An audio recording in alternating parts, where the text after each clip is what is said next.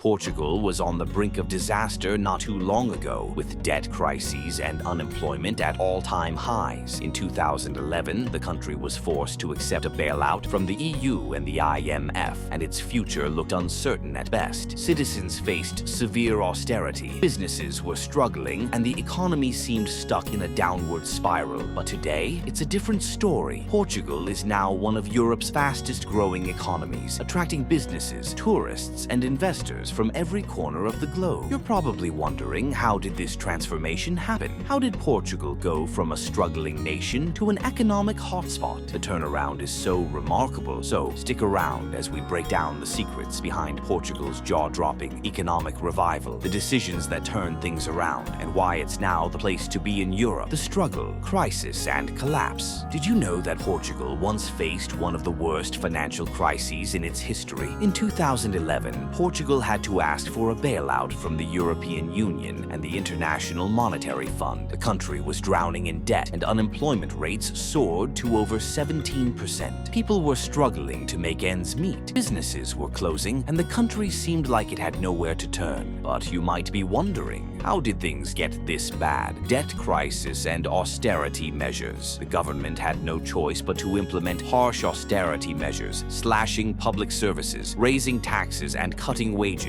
It was a nightmare for many. The streets were filled with protests, and the economy seemed doomed. Banking sector collapse. On top of that, the banking sector collapsed, sending shockwaves through the economy. Youth unemployment. The youth especially were hit hard. Unemployment among young people soared to a staggering 40%. Portugal seemed on the edge of collapse. It felt like Portugal was destined to be stuck in a cycle of financial ruin. But then a spark of hope appeared. The turning point, from crisis to opportunity. In 2014, the economy took a sudden turn. How? Well, did you see what happened in Portugal's business landscape? The government began focusing on something crucial, attracting foreign investment and supporting new businesses. Foreign investment surged. Investors who had once avoided Portugal were now flocking to it. The country offered cheap labor, affordable real estate, and growing business opportunities. Real estate boom. In particular, the real estate market in Lisbon and Porto exploded. Did you know that Lisbon became one of the hottest real estate markets in Europe, with prices doubling in just a few years? Tourists and international buyers flooded the market, and properties that were once abandoned were being snapped up for renovation. Tourism explosion. Tourism became one of the main driving forces of Portugal's recovery. Lisbon, Porto, and the Algarve were not just hotspots for European tourists, they became global destinations. With the rise of budget airlines and social media, people discovered Portugal's beauty like never before. Tech and startups. The tech sector also boomed.